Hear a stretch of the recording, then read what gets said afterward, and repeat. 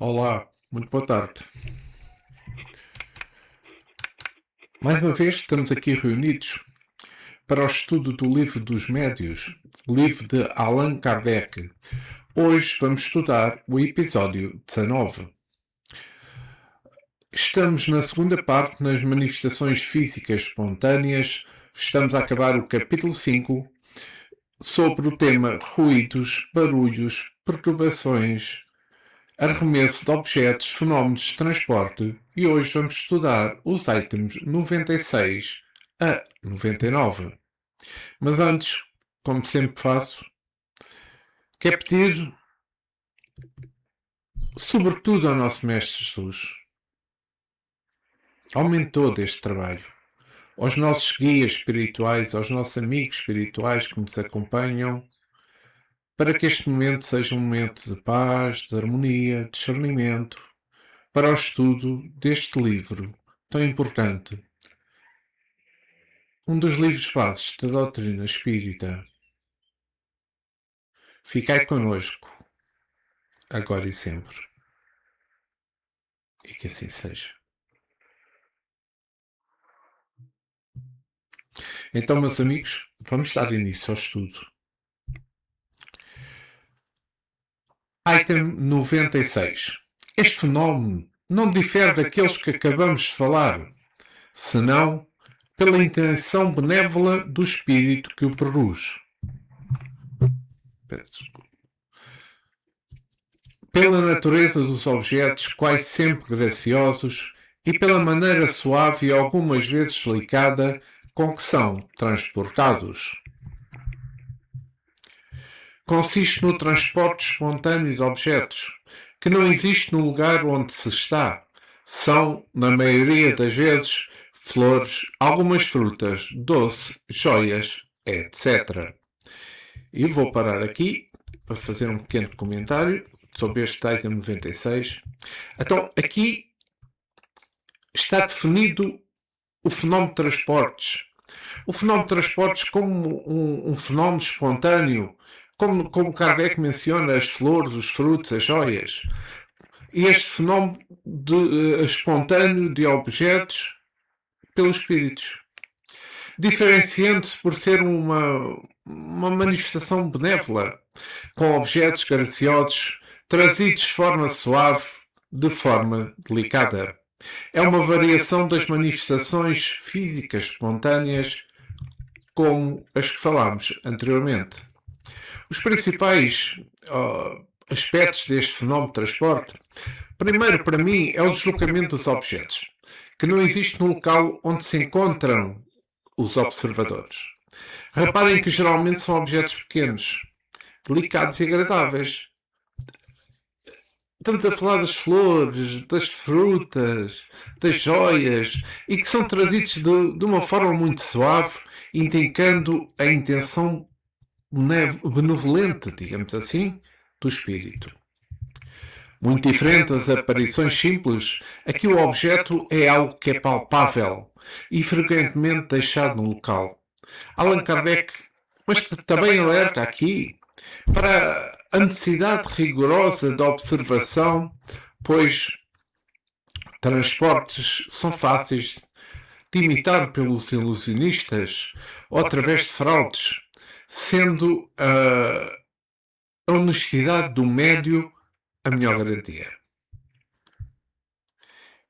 E vamos continuar com o nosso texto. Item 97. Digamos desde logo que este fenómeno é um dos que mais se prestam à imitação e, conseguinte, é necessário manter-se em guarda contra a trapaça. Sabe-se até onde vai a arte da prestidigitação em factos de experiências desse género.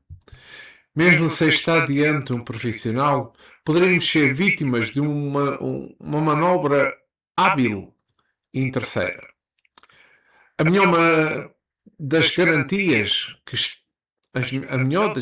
está no caráter, na honorabilidade notória, no desinteresse absoluto da pessoa que obtém semelhantes efeitos. Em segundo lugar, no exame atento de todas as circunstâncias nas quais os fatores se produzem. Enfim, no conhecimento esclarecido do Espiritismo, único meio de descobrir aquilo que parece suspeito. Item 98.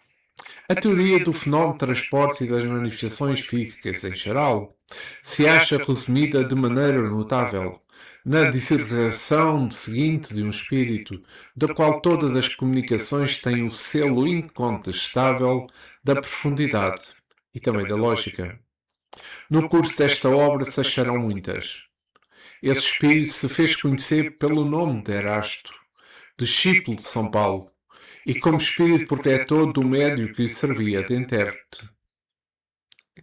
E então disse ele: é indispensável, para obter fenómenos dessa ordem, ter consigo médios que chamarei de sensitivos, quer dizer, dotados do mais alto grau das faculdades mediúnicas de expansão e de penetrabilidade, porque o sistema nervoso desses médios facilmente excitável e lhes permite, por meio de certas vibrações, projetarem em volta deles com profusão o seu espírito animalizado. Eu vou parar aqui o texto. Então, aqui, que esta parte que li agora, deste 97, item 97 e item 98, aqui é destacada a necessidade dos médios de alta sensibilidade nervosa para fenómenos de efeitos físicos. Esses sensitivos, com grande capacidade de expansão e penetrabilidade, projetam o seu fluido animal, ou poderá-se chamar fluido vital, para permitir a manifestação física. Então, o que é que são os médios sensitivos? Como Allan Kardec e Erasto mencionou, são seres que sentem a presença e influência dos espíritos por meio de impressões vagas, toques sutis, formigueiro, as mudanças de temperatura, o frio, o quente, sem explicação física aparente. Segundo Kardec, aqui no livro dos médios, essa faculdade é a base para outras comunicações e permite identificar a natureza, boa ou má, da entidade. Esses médios sentem arrepios, calafrios, toques, sensação de bem-estar ou angústia inexplicável. É o que eu sinto, por vezes.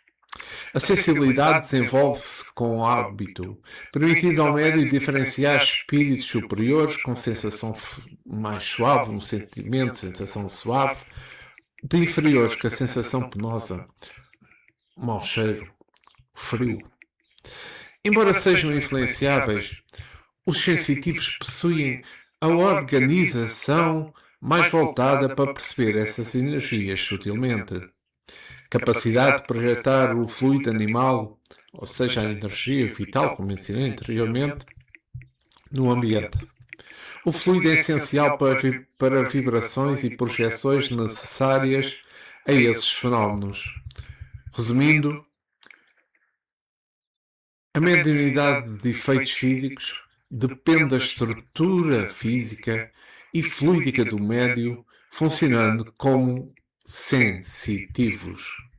E vamos continuar o nosso texto. As naturezas impressionáveis, continuou aqui Erasto, as naturezas impressionáveis, as pessoas cujos nervos vibram ao menor sentimento e à menor sensação, que a influência moral e física, interna ou externa, sensibiliza, são as mais aptas para se tornarem excelentes médios de efeitos físicos de tangibilidade e de transporte. Com efeito, o seu sistema nervoso, quase inteiramente desprovido do envoltório refratário que isola esse sistema na maioria dos encarnados, os torna propícios ao desenvolvimento desses diversos fenómenos. Em consequência, Com um sujeito dessa natureza e cujas outras faculdades não são hostis à mediunização, se obterão mais facilmente os fenómenos de tangibilidade, de golpes batidos nas paredes, nos móveis, nos movimentos inteligentes e mesmo na suspensão, no espaço de mais pesada matéria inerte. Com mais razão, se obterão esses resultados se, em lugar de um médio, se contar com a ajuda de vários igualmente bem dotados.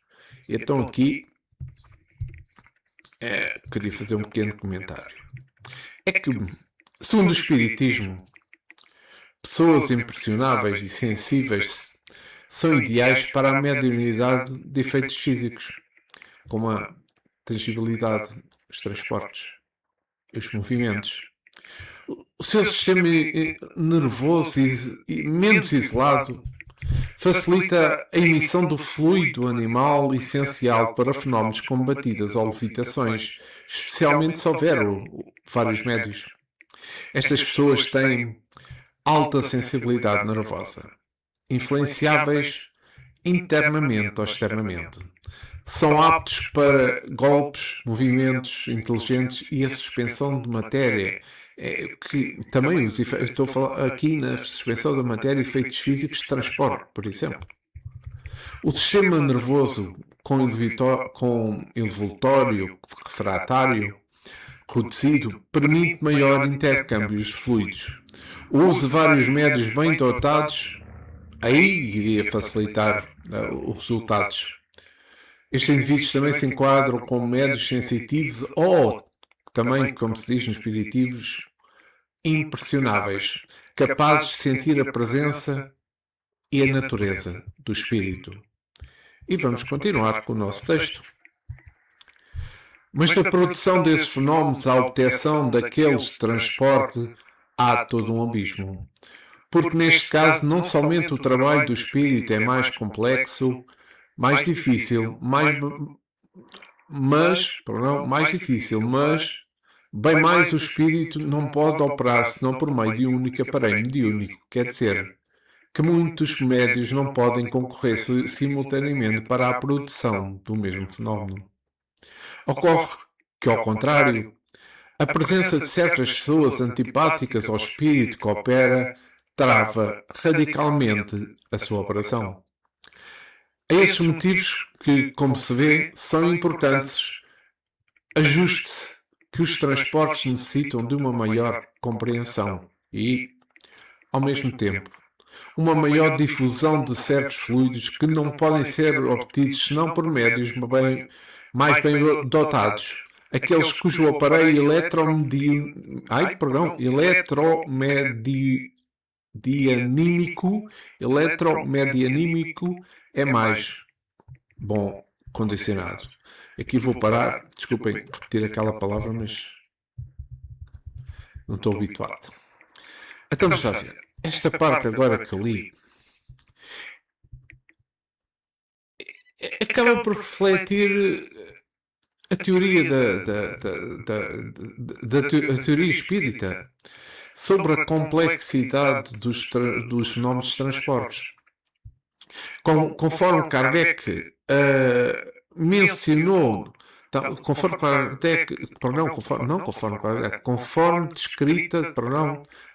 descrita na Revista Espírita de 1861 e no Livro dos Médios também, cujo capítulo sobre as manifestações físicas espontâneas é o que nós estamos a trabalhar nestes últimos episódios. A produção desse fenómeno é considerado um abismo. Dificuldades, comparação a outros efeitos físicos, por motivos técnicos e anímicos. Diferente dos outros efeitos físicos que podem ser potencializados por vários médios, simultaneamente, os transportes exigem a ligação íntima do espírito com um único médio de efeitos físicos, que ofereça a melhor combinação fluídica entre eles.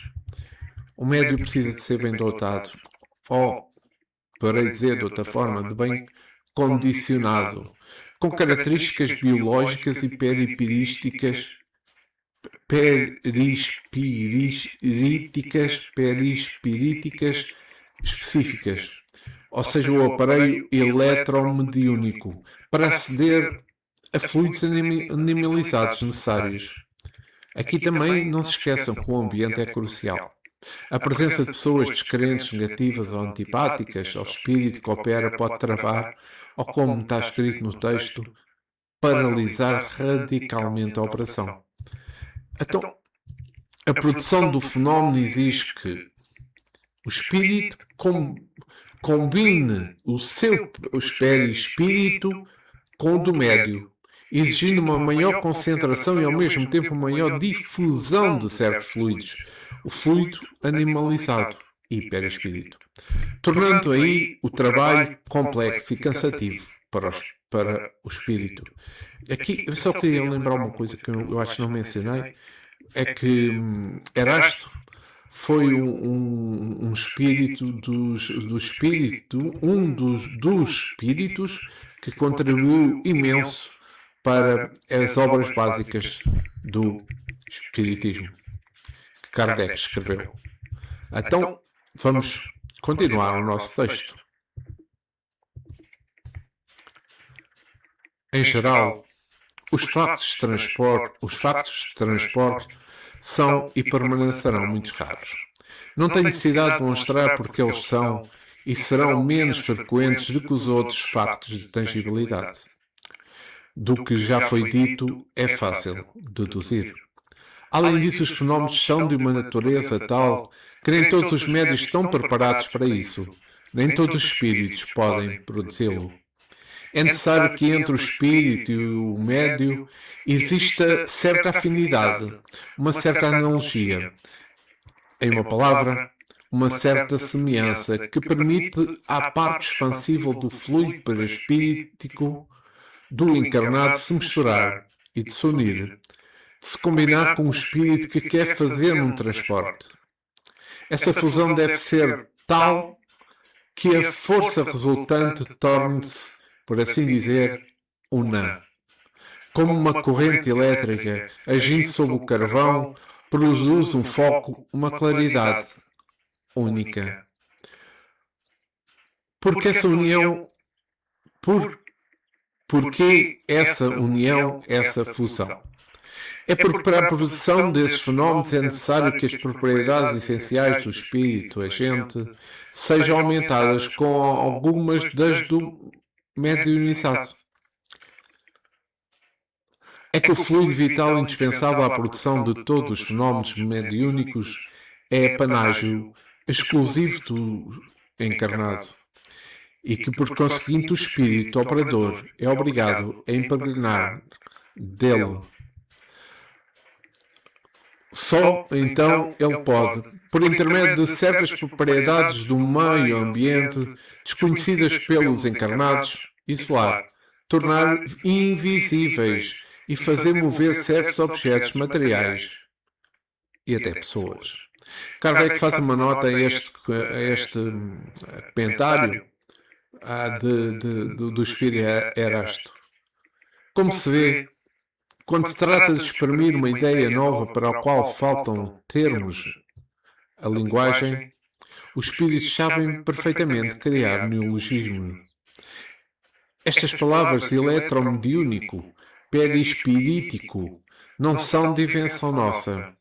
Os que nos têm criticado por haver criado os termos espírita, espiritismo, perispírito, que não tinham termos análogos, poderão fazer também a mesma crítica aos espíritos. E aqui vou parar porque acho interessante. Então, nesta nota de Kardec, ele defende que os espíritos criam neologias quando a língua falada é insuficiente, ou seja, não tem palavras suficientes para expressar os novos conceitos. Kardec cita eletromediúnico e perispirítico como exemplos de termos fornecidos por espíritos, legitimando a criação terminológica da doutrina espírita.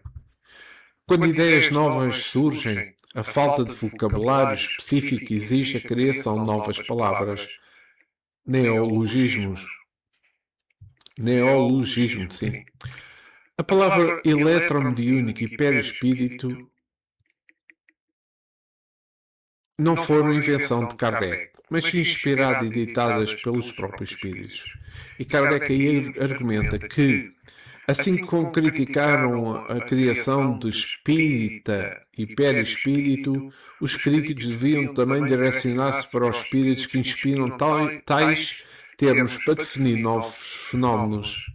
Essa passagem sublinha a natureza evolutiva e a técnica da linguagem espírita para descrever com precisão os fenómenos da alma.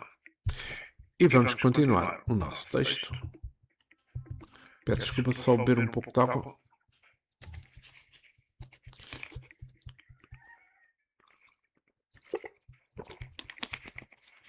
Não me é permitido no momento revelar essas leis particulares que regem os gases e os fluidos que rodeiam vocês.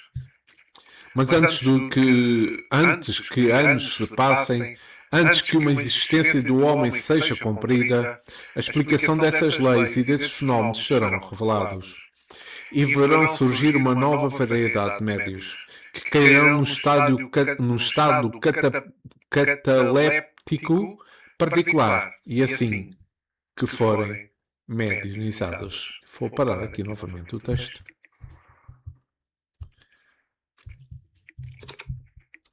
Então, eu posso considerar esta citação, vou ser criticado dizer isto, mas pronto, esta citação profética famosa dentro da literatura espírita, atribuído a um espírito sofredor. Vou repetir. A citação profética famosa dentro da literatura espírita atribuída a um espírito superior em uma comunicação mediúnica nos primórdios do espiritismo. Restada para a Revista Espírita 1861, página 317, no artigo sobre a estátua de Paulo. Dentro de um contexto que fala sobre os meios fluidos e a evolução dos fenómenos físicos. O espírito refere-se às leis que regem o perispírito, o corpo fluídico. O ectoplasma, ainda não falámos, mas iremos falar com detalhe nisto, que mais tarde foi identificado cientificamente. E também os fluidos ambientes. Aqui a referência é ao surgimento dos médios de efeitos físicos e especificamente de materialização. Estes médios, ao entrarem em transe no estado cataléptico, permitem que o espírito utilize o seu ectoplasma para se tornarem tangíveis e visíveis. Então, aqui estamos a falar de um estado de transe profundo, muitas vezes acompanhado de uma rigidez muscular ou inconsciência também, necessário para que o espírito possa moldar o seu ectoplasma, que é uma substância branca, viscosa, que sai dos poros e orifícios do médio, por vezes pelo nariz, pelos ouvidos, pela boca. Essa revelação, ou seja, esta afirmação que é feita antes que os anos passem, como está referido na nota de Allan Kardec, tais fenómenos seriam explicados, concretizou-se a afirmação que antes que os anos passem sobre tais fenómenos seriam explicados, concretizou-se com as intensas pesquisas de cientistas sobre materialização espiritual no final do século XIX, início do século XX. Essa revelação demonstra a progressividade da doutrina espírita e o compromisso dos espíritos superiores sobre a demonstração científica da imortalidade da alma. E voltemos ao nosso texto. Vejam de quantas dificuldades a produção de transporte se acha cercada.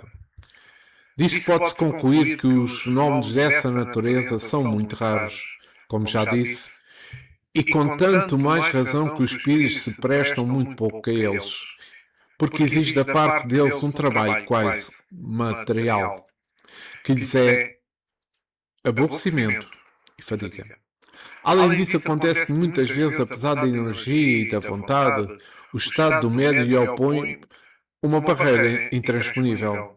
É então evidente que não duvido que o seu raciocínio sanciona que os factos tangíveis e de batidas, de movimentos e de levantamentos são fenómenos simples, que se operam pela concentração, pela concentração e dilatação de certos fluidos e que podem ser provocados e obtidos pela vontade e pelo trabalho dos médios, que são aptos para isso, porque são ajudados pelos espíritos amigos e benfazejos, enquanto que os factos de transporte são múltiplos, complexos e exigem um concurso de circunstâncias especiais. Não podem se operar senão por um único espírito e um único médio e precisam, fora das necessidades de tangibilidade, uma combinação toda particular para isolar e tornar invisíveis o objeto e os objetos que serão transportados.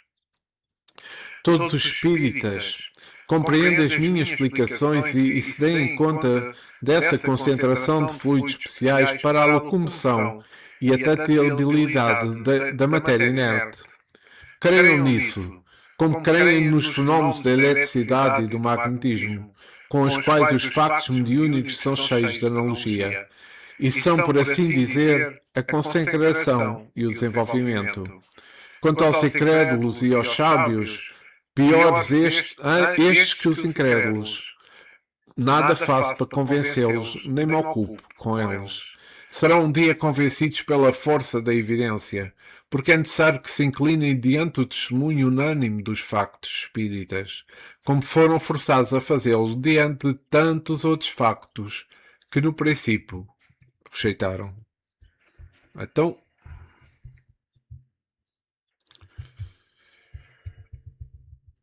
esta posição de Kardec sobre a natureza dos fenómenos espíritas e a postura da doutrina espírita diante da incredulidade incredulidade científica, sim, a incredulidade científica da época. Peço desculpa, por vezes depois de falar muito cansaço. Kardec explica que a locomoção de objetos e a tateabilidade da matéria inerte não são mágicas, mas sim resultado de concentração de fluidos especiais. Ele compara a ação dos espíritos à eletricidade, ao magnetismo. Para ele, os fenómenos mediúnicos são a consagração e o desenvolvimento dessas forças naturais, manipuladas pela vontade e pelo pensamento dos espíritos. Kardec expressa também o desinteresse. O desinteresse em convencer incrédulos e sábios materialistas da época, que, como ele mencionou, pior do que os incrédulos. Ele argumenta que não procura convencê-los, pois a evidência dos factos com o tempo os forçará a aceitar a verdade, assim como a ciência aceitou outros factos que inicialmente rejeitou. Ele aposta no testemunho unânime dos factos espíritas, como meio de prova e não em debates teóricos. Essa dissertação é frequentemente citada para explicar como os espíritos atuam sobre a matéria através do perispírito e do fluido cósmico universal. E vamos continuar com as afirmações de Erasto.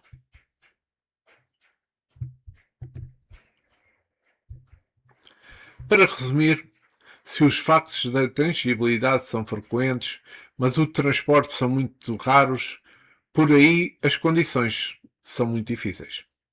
Por conseguinte, nenhum médio pode dizer, a tal hora, a tal momento, obterei um transporte, porque muitas vezes o próprio espírito acha-se impedido de fazê-lo. Devo acrescentar que esses fenómenos são duplamente difíceis em público, porque aí se encontram elementos refratários que paralisam os esforços do espírito e, com mais forte razão, a ação do médio. Estes fenómenos, ao contrário, se produzem quase sempre, em particular, espontaneamente, e maior parte das vezes sem o médio saber e sem premeditação, dando-se muito raramente quando estes são prevenidos. De onde se conclui que há um motivo legítimo de suspeita todas as vezes que o médio se vangloria de obter de obtê-los à vontade, de dar ordens aos espíritos, como se fossem seus criados, o que é simplesmente um absurdo. Tenha-se em vista ainda, por regra geral, que os fenómenos espíritos não são feitos para serem dados em espetáculos e para divertir os curiosos. Se alguns espíritos se prestam a essa espécie de coisa, podem ser apenas para fenómenos simples e não para aqueles que, tais como o transporte e outros semelhantes, exigem condições excepcionais. Lembrem-se, espíritas, que se é absurdo rejeitar sistematicamente todos os fenómenos do além-túmulo, também não é sábio aceitar todos cegamente.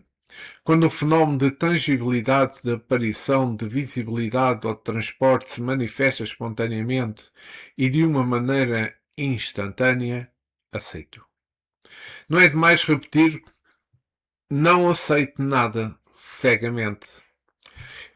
Que cada facto sofra um exame minucioso, profundo e severo, porque o espiritismo, tão rico em fenómenos sublimes e grandiosos, não tem nada a ganhar com essas pequenas manifestações que hábeis prestidigitadores podem imitar. Sei bem o que me vão dizer. É que esses fenómenos são úteis para convencer os incrédulos, mas se não tivesse havido tantos meios de convicção, não haveria hoje a 100ª parte de espíritas que há. Fale ao coração. E por aí que farão as mais sérias conversões. Se querer ser útil para certas pessoas agir com factos materiais, apresente-se ao menos as circunstâncias tais que não possa dar lugar a nenhuma falsa interpretação e, sobretudo, não se afastem das condições normais desse fenómeno, porque os factos apresentados em más condições fornecem argumentos aos incrédulos, em lugar de convencê-los. Transmitiu Erasto. E vou parar o texto por aqui.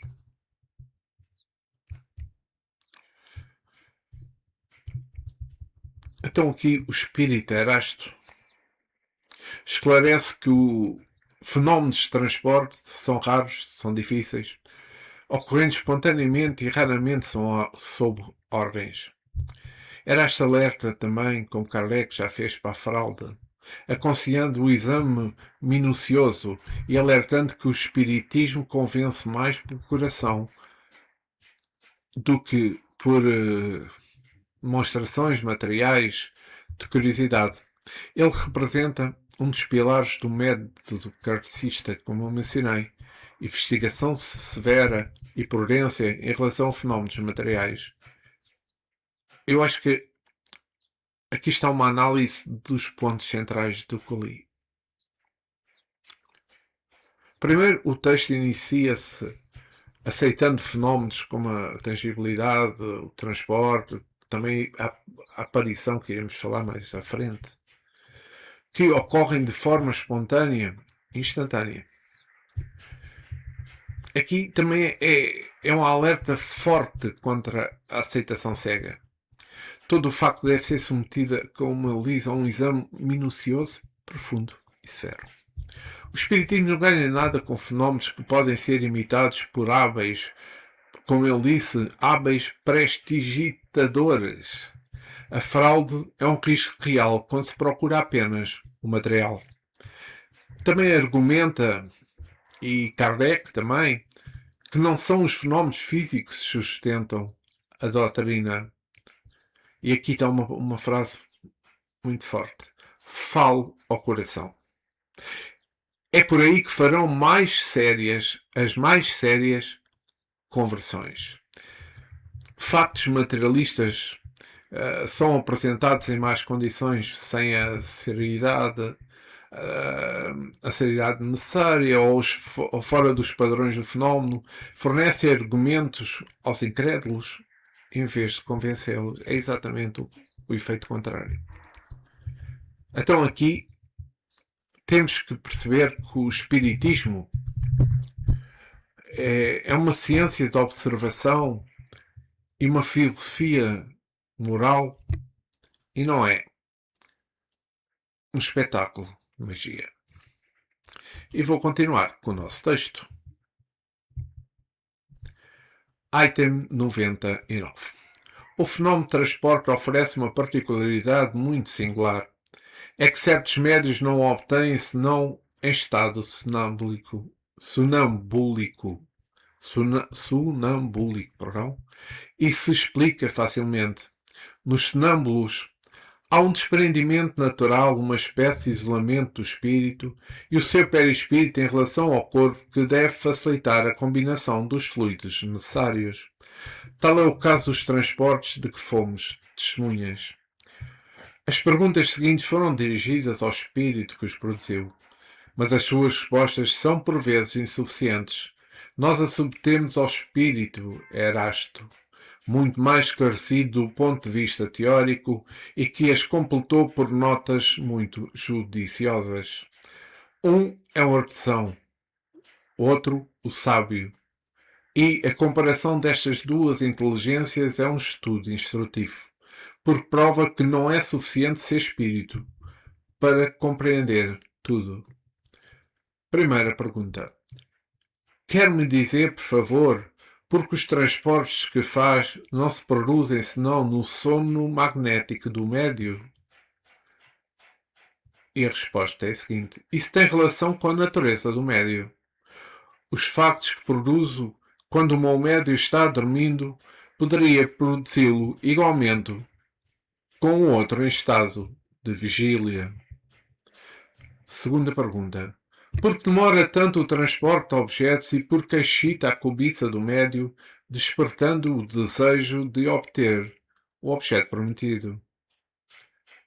Esse tempo me é necessário para preparar os fluidos que servem ao transporte. Quanto à excitação, tem apenas a finalidade de divertir as pessoas e o sonâmbulo.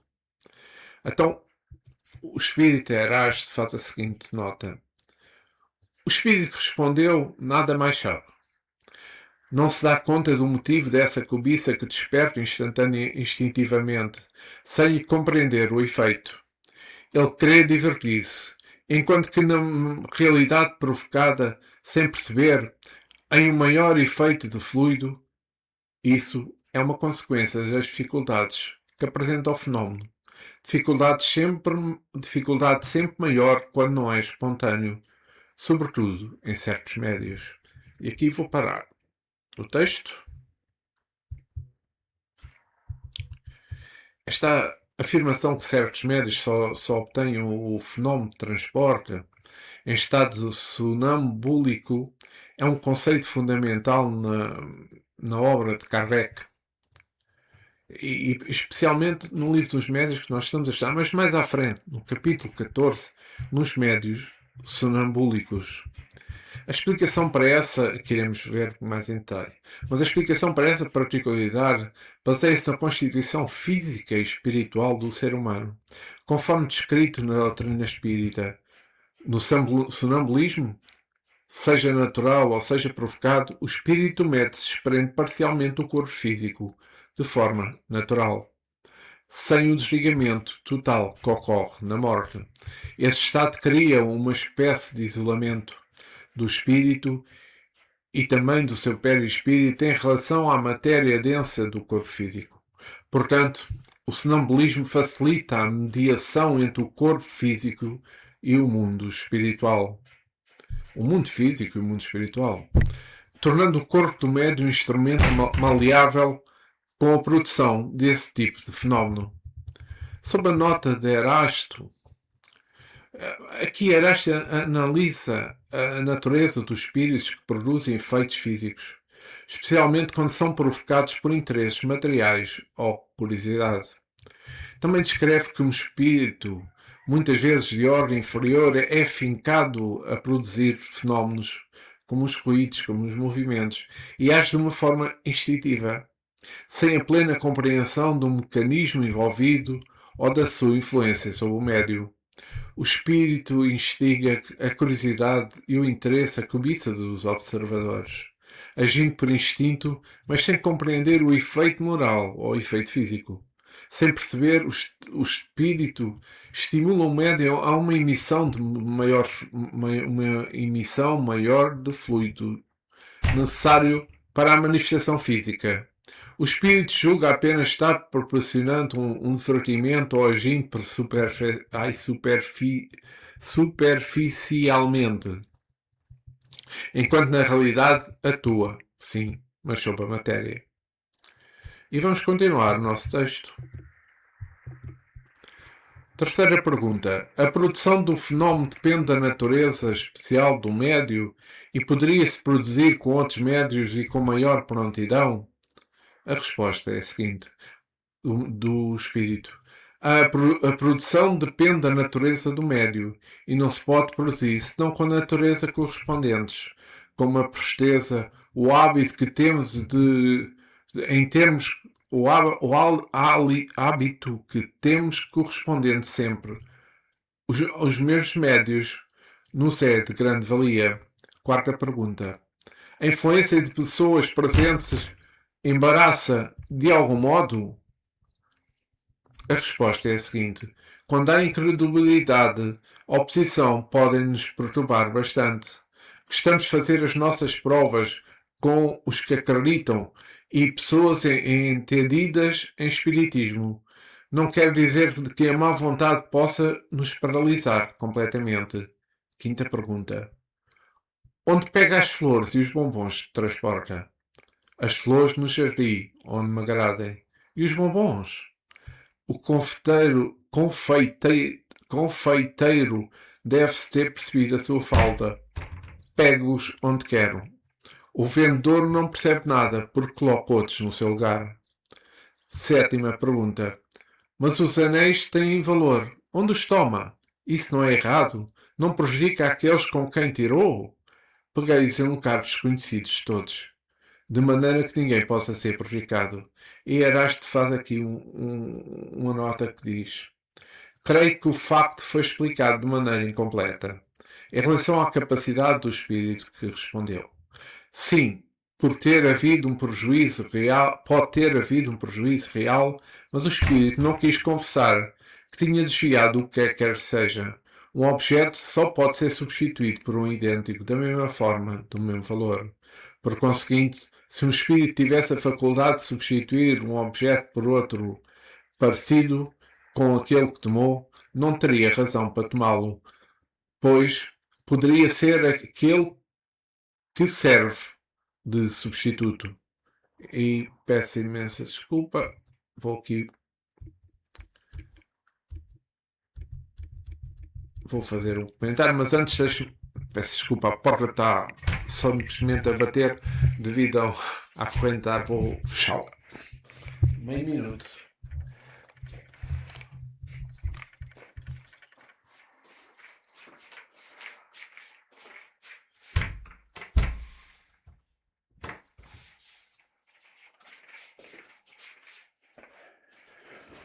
Já cá estou, peço imensa desculpa por esta paragem, mas estava-me a fazer confusão estar só a bater.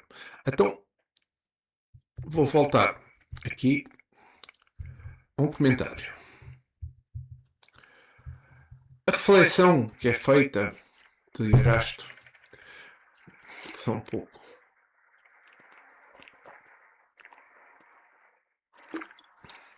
Toca em um ponto crucial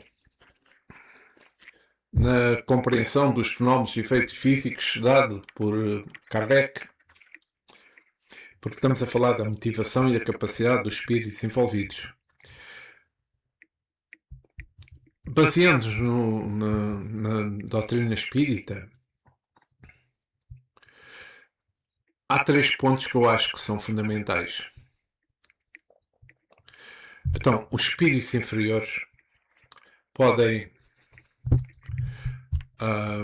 simular o transporte ou desviar objetos para causar perturbação ou satisfazer os próprios vícios e também o seu orgulho. Por outro lado, a incapacidade de confissão mencionada reflete o caráter deste espírito e não uma limitação da lei física em si, mas sim uma vontade dele de causar incómodo ou engano. Então, a doutrina espírita explica que, embora os espíritos superiores possam criar objetos aparentes que parecem sólidos, mas se desfazem, eles não criam matéria. Os espíritos superiores, eles manipulam, sim, o fluido universal ou transportam objetos existentes. Portanto, a substituição de um objeto idêntico e funcional é extremamente rara ou impossível para espíritos comuns, justamente porque tal acto demonstraria uma capacidade de criação que os espíritos não produzem e que não possuem. A sua lógica está correta. Se ele pudesse fazer um novo, não roubaria um antigo. Quando ocorre o transporte de objetos como as flores, como as joias, como outras coisas, documentos, livros, o que seja, sem intenção de substituir apenas por desaparecimento ou mudança de lugar, isso é gerada pelos espíritos e geralmente é obra dos espíritos que se compazem na confusão ou que agem sob a influência obsessiva sobre os médios de efeitos físicos. E vamos voltar ao nosso texto. Pergunta oitava. É possível transportar flores de um outro planeta? E o espírito responde: não, não. É possível para mim. Erasto continua a pergunta. Outros espíritos poderiam? Não. Isso não é possível em razão da diferença de meio ambiente. Nona pergunta. Poderia transportar flores de outro hemisfério dos trópicos, por exemplo, sendo no planeta Terra? Posso. Décima pergunta. Poderia fazer desaparecer e devolver os objetos que você transporta? Assim como os fiz vir. Posso fazê-los desaparecer à vontade. Décima primeira pergunta. A produção do fenómeno de transporte não lhe causa dificuldades ou embaraço qualquer? Não, responde o espírito. Não nos causa nenhum embaraço, porque temos a permissão. Poderia causar grandes embaraços se quisessem produzir efeitos sem estar autorizados. E Erasto faz uma pequena nota. O espírito não quer falar das suas dificuldades, ainda que sejam reais, pois ele é forçado a fazer uma operação, por assim dizer, uma operação material. Então, vamos cá ver. Esta parte, ele reflete uma compreensão fundamental da doutrina espírita sobre a comunicação mediúnica e a natureza das manifestações de espíritos desencarnados. A ideia central para se comunicar através de um médium. Para isso, o espírito desencarnado precisa atuar sobre o sistema nervoso e o perispírito médio, que representa um esforço que se assemelha, idêntico, a uma manipulação física ou material.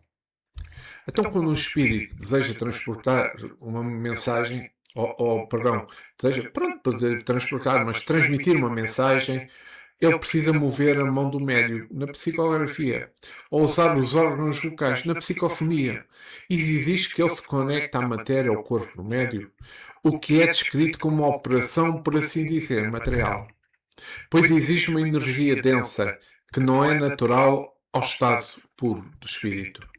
O espírito muitas vezes prefere não focar as suas dificuldades, os sofrimentos pós-morte ou provocações passadas, porque o esforço necessário para produzir a comunicação é exaustivo. Ele prefere utilizar essa energia limitada para transmitir mensagens úteis, consolação ou instrução ao invés de se lamentar. Os espíritos muitas vezes acham difícil de descrever com precisão o seu estado atual, pois as sensações no mundo espiritual não têm equivalência, ou seja, não têm equivalência exata na linguagem humana, que é o mais correto. A tentativa de descrever dificuldades reais pode também levá-los a mau entendimento. Então, vamos continuar com o nosso texto. 12ª pergunta. Quais são as dificuldades que encontra? Nenhuma outra senão as más disposições políticas que nos podem ser contrárias. E Erasto volta a perguntar: como levo o objeto? Pego-o com as mãos? Não, envolvo em mim mesmo. Aqui Erasto faz novamente uma nota. Ele não explica claramente a sua operação, porque não envolve o objeto na sua porque não envolve o objeto em sua própria pessoa, mas com o seu fluido pessoal. Como o seu fluido pessoal é dilatável, penetrável, expansível, combina uma parte desse fluido com uma parte do fluido animalizado do médio, e é nessa combinação que escondo e transporta o objeto. Não é certo, portanto, dizer que o envolveu em si. Pois. Então, aqui ele tenta explicar a mecânica do fenómeno. Aqui é dito por Erasto que o fluido pessoal do espírito é dilatável, penetrável, expansível. Ele combina com uma parte do seu fluido com o fluido animalizado do médio de efeitos físicos. É nessa combinação que os fluidos, combinação entre fluidos que ele esconde e transporta o objeto. Isso explica como objetos podem passar através de matérias sólidas, penetrável, e ser transportado de um local para o outro utilizando a força fluídica combinada entre o espírito e o médio. E vamos continuar as nossas perguntas. 14ª pergunta. Transportaria com a mesma facilidade um objeto de peso considerável de 50 kg, por exemplo? O espírito responde: o peso não é nada para nós. Levamos flores porque isso é muito mais agradável com um peso volumoso. E Erasto volta a fazer aqui uma nota. Certo. Ele pode transportar 100 ou 200 kg de objetos, porque a gravidade que existe para os vivos não existe para o espírito. Mas ele ainda não se dá conta daquilo que se passa. A massa de fluidos combinados é proporcional à massa de objetos. Em uma palavra, a força deve estar em razão da resistência. De onde se conclui que se um espírito não transporta senão uma flor ou um objeto leve, é porque não encontra no médio ou em si mesmo os elementos necessários para um esforço mais considerável. E aqui vou voltar a parar, porque...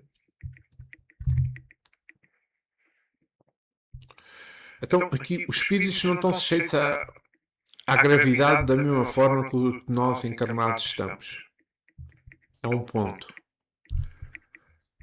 Eles podem anular a gravidade de um objeto utilizando o fluido cósmico universal. É outro ponto que está longe de nós conhecermos. Não temos ainda capacidade para podermos entender isso. Daí os espíritos não explicarem ao pormenor. A capacidade de mover um objeto depende das quantidades de fluidos que são combinados entre o médio e o espírito, que deve ser proporcional à massa do peso do objeto. O transporte de objetos pesados existe maior acúmulo de fluidos. Se o espírito transporta apenas um objeto leve é porque a força disponível, ou seja, o fluido do médio e do próprio espírito, é limitada. Para transportes, o espírito frequentemente utiliza a desmaterialização do objeto, ou em casos de grandes objetos, a desmaterialização de um ponto nas paredes ou portas para permitir a passagem. E vamos continuar com o nosso texto. 15ª pergunta. Há algumas vezes desaparição de objetos cuja causa é ignorada seria obra dos espíritos? Isso acontece com frequentemente, respondeu o espírito, mais do que se possa pensar. Poderia ser remediado, pedindo aos espíritos para trazer de volta o objeto desaparecido. Então Erasto faz aqui uma nota sobre esta pergunta, dizendo: é verdade, mas muitas vezes aquilo foi levado está. Porque tais objetos que não se encontram mais em casa serão levados para muito longe. Entretanto, como a subtração de objetos exige quase as mesmas condições fluídicas dos transportes, não podem ter lugar senão com a ajuda de médios dotados de faculdades especiais. Assim, quando alguma coisa desaparecer, há mais probabilidades de um descuido que a ação dos espíritos. 16ª pergunta. Há efeitos que se consideram como naturais e que são causados por certos espíritos? Seus dias estão cheios destes factos que você não compreende. Que nem sonhou com eles e que um ponto de reflexão faria vê-los claramente. Eraste voltar a fazer aqui uma nota sobre estas 15ª e 16ª. 15ª já fez. Não atribua aos espíritos aquilo que é obra do homem. Não creia que a sua influência oculta constante que faz nascer em seu redor 1000 circunstâncias, 1000 incidentes necessários ao cumprimento dos seus atos e da sua existência. Que esta crítica de Erasto é bem direta. Então vejamos. Os fenómenos da subtração, ou seja, do desaparecimento e transporte de objetos, não ocorrem por acaso. É como nós já falei várias vezes nos comentários, é que existem médios dotados de faculdades físicas especiais que dão fluidos para o trabalho dos espíritos. A subtração ou desaparecimento exige condições fluídicas semelhantes à do transporte. O espírito envolve o objeto com o seu perispírito e utiliza o fluido animalizado do médio para torná-lo invisível ou transportá-lo. Fenómenos de transportes atualmente são raros, difíceis de produzir e em geral ocorrem espontaneamente, não sob comando. Aqui é realçado que, dada a complexidade de tais fenómenos, a maioria dos desaparecimentos de objetos no cotidiano é fruto de distração ou descuido e não da ação dos espíritos. Portanto, a visão espírita é cautelosa sobre isto. Embora o transporte de objetos por espíritos seja considerada possível, essa ação é rara e necessita de condições energéticas especiais, tornando a hipótese de extração humana a mais provável na maioria dos casos. Já na questão 16ª, amplamente discutida na literatura espírita, principalmente no Livro dos Espíritos, nas questões 459 a 472, e também na Revista Espírita 1859, estabelece uma distração entre o livre-arbítrio humano e a influência espiritual do cotidiano, e sublinha que os espíritos não agem como manipuladores diretos, que substituem a vontade humana, mas como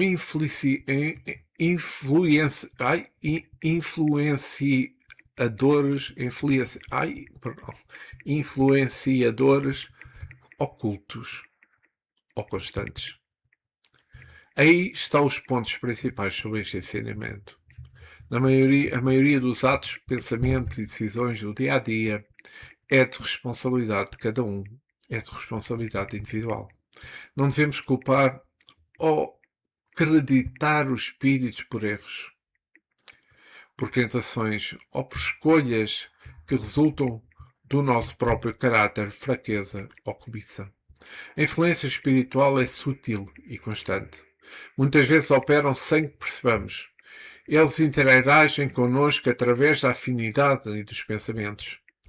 Os espíritos podem aproveitar as circunstâncias já existentes para nos influenciarem e até mesmo criá-las. Por exemplo, se uma pessoa tem cobiça, os espíritos podem criar situações que colocam essa pessoa diante de uma tentação, sugerindo o caminho do bem ou sugerindo o caminho do mal, depende do espírito.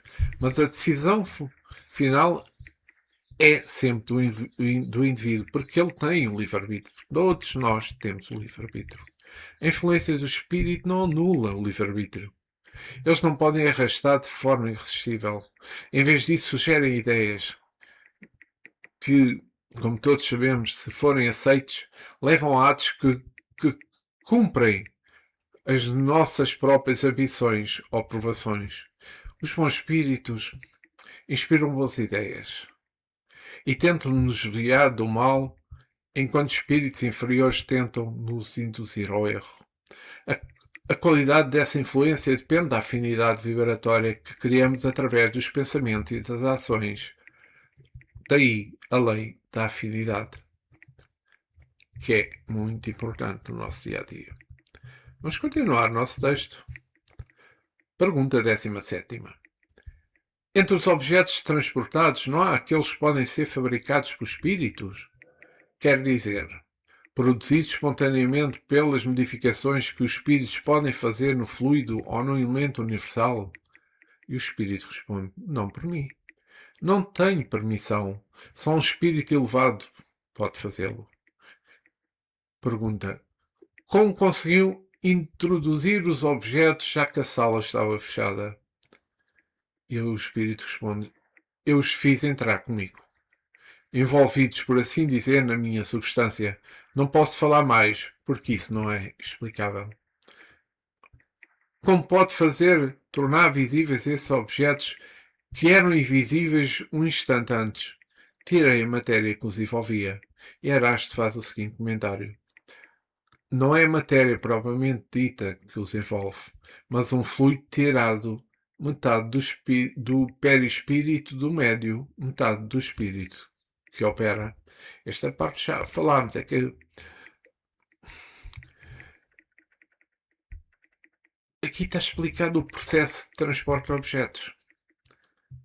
Ou também, como em muitas coisas se lê, teletransporte, através dos espíritos. O fluido mencionado é uma combinação do perispírito médio e o fluido do espírito, formando uma substância que envolve o objeto, tornando penetrável e transportável através da matéria, matéria sólida, poderia-se mesmo dizer. Mas vamos continuar o nosso texto. 20ª pergunta. Um objeto pode ser transportado para um lugar perfeitamente fechado? Em uma palavra, o espírito pode espiritualizar um objeto material de uma maneira que ele possa penetrar a matéria? E a resposta é a seguinte. Essa questão é complexa. Para os objetos transportados, o espírito pode torná-los invisíveis, mas não penetráveis. Não pode romper a agregação da matéria, o que seria uma destruição do objeto. Esse objeto, tornado invisível, pode ser levado para onde o espírito quiser e só o largar num momento conveniente para fazê-lo aparecer. É diferente com o objeto que compomos. Nestes, introduzimos os elementos da matéria e como os seus elementos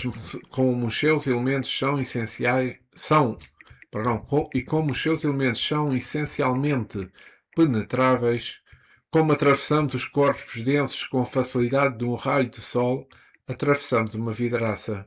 Podemos perfeitamente dizer que introduzimos o objeto em um lugar, por mais fechado que seja, mas somente nesse caso.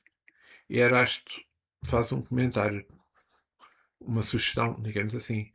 Ver a seguinte para a teoria da formação espontânea de objetos, o capítulo intitulado Laboratório do Mundo Invisível.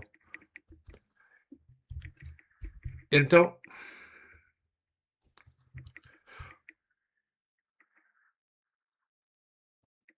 pelo aquilo que foi transmitido pelo espírito, o espírito envolve o objeto existente, seja uma flor, seja uma joia, se for o que for, com um fluido, tornando-o invisível.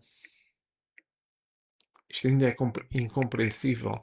Dá para entender o contexto, mas não percebemos em detalhe isto, porque é ainda impossível para a nossa capacidade evolutiva. Ou seja, tornando-o invisível e transportando muitas vezes através da matéria sólida como as paredes, como as portas. O espírito não rompe a estrutura molecular do objeto, não a destrói, não destrói a agregação da matéria que o objeto tem. Embora o objeto possa ser transportado por barreiras, o espírito não o torna penetrável em si mesmo. O transporte ocorre por meio de uma desmaterialização temporária do objeto e da barreira, o que explica que, às vezes, objetos transportados chegam quentes, resultado da desintegração rápida. Então, objetos compostos ou produzidos pelo espírito, laboratório do mundo invisível. Com objetos não, mas com elementos da matéria sutil ou do fluido universal, o espírito compõe ou cria o objeto. Como estes objetos são compostos de elementos mais sutis, ainda matéria, mas não densos, é uma matéria mais sutil. Eles atravessam os corpos densos com facilidade descrita na citação que li, um raio de sol atravessando uma vidraça. Esses objetos podem ter forma, propriedades e serem introduzidos em locais fechados, podendo durar ou desvanecer-se, desaparecerem, desintegrarem-se, que é mais correto, após algumas horas. Mas isso depende da vontade do espírito. Então vamos lá perceber e vamos lá refletir um pouco. Que cuidados devemos ter com as manifestações físicas, sejam de natureza forem, para não sermos vítimas de enganos, e como é a contribuição do Espiritismo neste caso? Bem, os cuidados que se deve ter em relação às comunicações físicas refere-se principalmente à intenção, à finalidade, ou seja, à aplicação útil que se pode fazer do tal fenómeno. Para se chegar a esta comprovação é necessário que se examine a forma que o espírito se expressa. Isto é extremamente importante. A linguagem que utiliza, os meios pelos quais persuade, persuade o médio, o nome pelo qual deseja ser designado e outras coisas mais. Embora esses cuidados não sejam infalíveis, são um meio seguro que, aliado à nossa boa intenção e práticas no bem, podem-nos sempre nos livrar da fascinação e também do engano. Vigiar, enfim, como ensinou Jesus, com a proteção do conhecimento adquirido através do estudo e da prática doutrinária do Evangelho de Jesus, assim como com a proteção dos bons espíritos que atraímos para junto de nós. Difícil, mas não impossível, pois muitos de nós já passaram pelo mesmo grau evolutivo que agora estamos e conseguiram. Assim, o Espiritismo vem em nosso auxílio para nos esclarecer sobre estas questões. Segunda pergunta. Não pergunta, mas para reflexão. Porque os médios sensitivos são os mais apropriados para o instrumento, como instrumentos deste fenómeno de transporte. Para facilitar, é muito simples a resposta, é para facilitar a prontidão para este tipo de trabalho por sua natureza mais afeita à concentração e à doação de fluidos necessários e pela maior sensibilidade em relação ao mundo espiritual. Terceiro, porque estes fenómenos são tão raros? Todos já sabemos aquilo que li e que eu tentei explicar dentro da forma que me é permitido e que as condições que tenho, como é óbvio. Então, estes fenómenos são tão raros devido à complexidade extrema das condições físicas e fluídicas necessárias para a sua produção. Ao contrário de fenómenos mais simples como os ruídos ou mesmo o movimento de objetos chamada levitação, o transporte exige uma combinação peculiar de fluidos do médio e do ambiente, tornando eventos excepcionais. Apenas médios com aptidões físicas muito específicas para os efeitos físicos com grande capacidade de expansão e penetrabilidade fluídica, podem produzir esses fenómenos. A produção é paralisada por ambientes onde existem elementos energicamente refratários, como foi dito. Por exemplo, o que é que são elementos refratários? Aqui poderia considerar as pessoas céticas, as pessoas curiosas, ou mesmo aquelas pessoas e mesmo aquelas pessoas que têm intenções opostas. Sendo muito difícil realizar esses fenómenos em público. O fenómeno de desmaterializar um objeto, transportá-lo e rematerializá-lo exige um trabalho exaustivo, quase material, para os espíritos. Muitos espíritos não possuem a capacidade ou não desejam fazer esse esforço. Raramente ocorrem sob comando ou em horário marcado. Geralmente acontecem de forma espontânea. Muitas vezes sem que o médium esteja ciente em reuniões íntimas e sérias. Ou seja, o objetivo aqui do espiritismo não é senão o esclarecimento moral. Não a criação ou a produção de fenómenos espetaculares para convencer aqueles que são curiosos. E para quem estiver interessado, que também irei fazer o estudo, mas estou nesta altura nos Missionários da Luz, para quem estiver interessado nos domínios da mediunidade psicografado por Francisco Cândido Xavier, da autoria de André Luiz, traz um relato bem interessante sobre estes casos, estas situações que acabei por ler. Então, meus amigos, por hoje chegamos ao fim. Espero que tenham entendido e que eu tenha conseguido explicar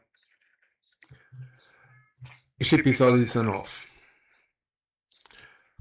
Para a semana continuaremos, mas com o capítulo 6. Hoje damos o item 96 a 99. Para a semana iniciaremos com o item 100. Mas antes, quero agradecer ao nosso Mestre Jesus, ao mentor deste trabalho, aos nossos guias e amigos espirituais, pela paz, pelo amor que nos proporcionaram durante este estudo. Obrigado. E que assim seja.